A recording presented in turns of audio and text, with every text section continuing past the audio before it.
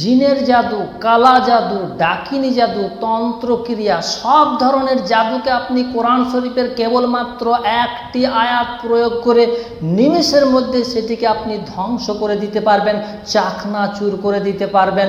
জিনারা বলেন যে জাদু কাটাচ্ছি, আবারও জাদুকর জাদু করে দিচ্ছে, বারবার জাদু করে দিচ্ছে। তিনাদের জন্য আজকের এই ভিডিওটি অত্যন্ত গুরুত্বপূর্ণ এবং জরুরি। কেননা আজকে যে দোয়াটি, যে আয়াতটি আপনাদেরকে বলে দেব, শিখিয়ে দেব, এই আয়াতটির সামনে কোনো জাদু আজ পর্যন্ত টিকে থাকতে পারেনি, আর পারবেও না ইনশাআল্লাহ। কি সেই দোয়াটি, কোনটা সেই আয়াত, শিখিয়ে দেব ইনশাআল্লাহ আজকের এই ভিডিওটিতে। এই জন্যই মনোযোগ সহকারে ভিডিওটিকে শেষ মুহূর্ত পর্যন্ত দেখতে থাকুন। আর যিনারা আমার সঙ্গে তদবির এবং চিকিৎসা নেওয়ার উদ্দেশ্যে যোগাযোগ করতে চাইছেন, তিনারা আমার এই ফোন নম্বরে যোগাযোগ করবেন। নাম্বারটি হচ্ছে 9732193120। চলুন এখন মূল বিষয়ের দিকে আগিয়ে যাওয়া যাক। কোন সেই দোয়াটি, কোন দোয়াটির সাহায্যে বড় বড় জাদুকে ধ্বংস করে দেওয়া যায়। আমি হারুন রশিদ, আপনারা দেখছেন হানাফি কেল্লা মিডিয়া। যে আয়াতটির জন্য আপনাদেরকে বলবো আমি ইনশাআল্লাহ, সেই আয়াতটি পবিত্র কোরআন শরীফের কোন সূরার ভিতরে রয়েছে, কত নম্বর আয়াত, সেটিও আপনাদেরকে বলে দিচ্ছি। তবে এই মুহূর্তে আমার হাতে যেটি আপনারা দেখছেন, এটি হচ্ছে তাফসিরে ইবনে কাসির।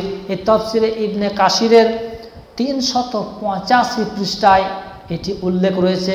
আর কোরআন শরীফের যে আয়াতটির জন্য আপনাদের আমি বলতে চাই, সে আয়াতটি হচ্ছে, প্রথমে আয়াতটি আপনাদেরকে আমি শুনিয়ে দিই, তারপর এটিকে কিভাবে প্রয়োগ করবেন সেটিও আপনাদেরকে আমি বুঝিয়ে দিচ্ছি ইনশাআল্লাহ।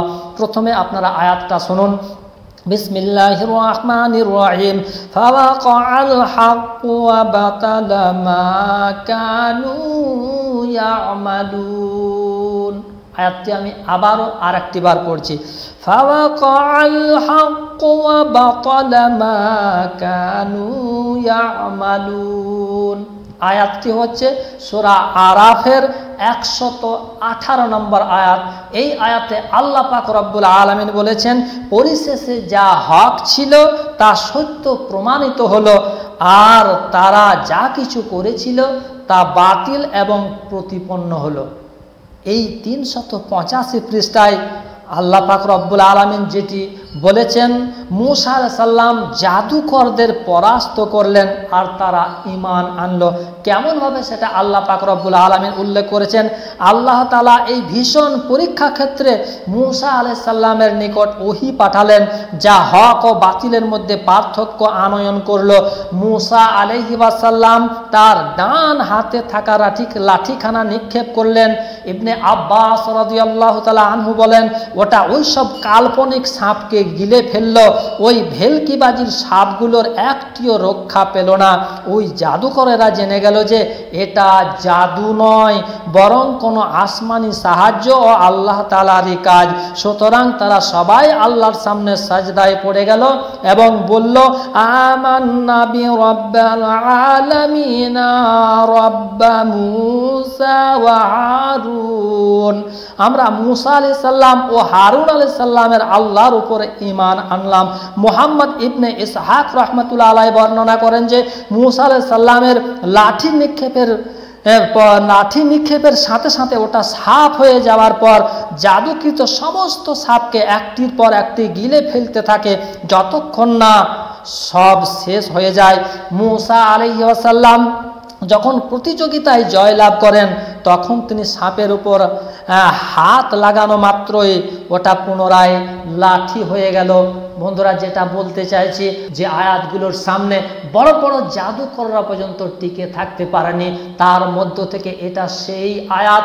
এই আয়াতটি 111 বার পাঠ করে জাদুগ্রস্ত রোগীর মাথাতে আপনি ফু দিয়ে দিন, তেলে ফু দিয়ে তাকে মাখতে দিন, পানিতে ফু দিয়ে পানিটা পান করতে দিন, গোসলের পানিতে ফু দিয়ে তাকে গোসল করতে দিন।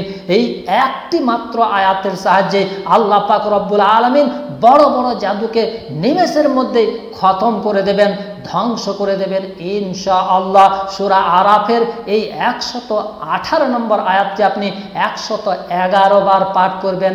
পানিতে ফু দিবেন, তেলে ফু দিবেন, রোগীকে ফু দিবেন, পানিতে ফু দিয়ে রোগীকে গোসল করতে দেবেন। বন্ধুরা, এই ছিল সেই আয়াত, যেই আয়াতটির সাহায্যে আপনি বড় বড় জাদুকে ধ্বংস করে ফেলতে পারবেন। আজ এই পর্যন্তই। দেখা হবে বন্ধুরা আবার পরবর্তী অন্য কোনো ভিডিওতে ইনশাআল্লাহ। সে পর্যন্ত আপনারা সকলেই ভালো থাকুন, সুস্থ থাকুন। ধন্যবাদ।